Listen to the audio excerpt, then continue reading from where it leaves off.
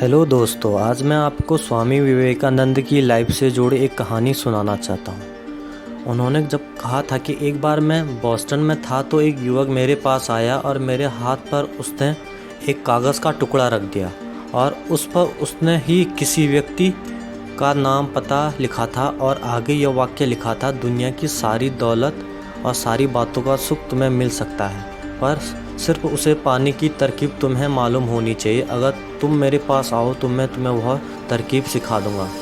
Fees सिर्फ $5।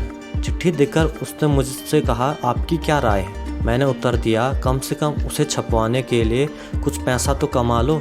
तुमने तो यह हाथों से लिखा है। मेरे कहने का मतलब वह नहीं समझ सका। वह इसी विचार से मस्त था कि बिना कोई काम किए उसे तमाम सुख और पैसा मिल जाएगा।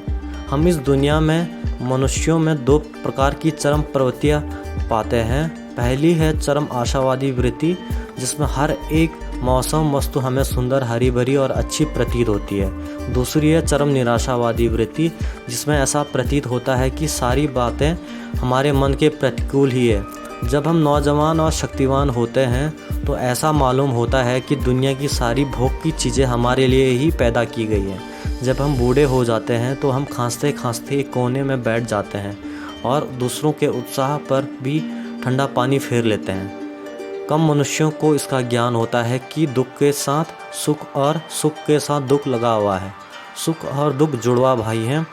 जिसकी बुद्धि संतुलित है उसे दोनों का ही त्याग करना चाहिए। ज्ञानी पुरुष जानता है कि विषय भोग निस्सार है और सुख दुख का कोई अंत नहीं। तो कैसी लगी आपको यह स्टोरी? हमें ज़रूर कमेंट करके बताइए। धन्यवाद।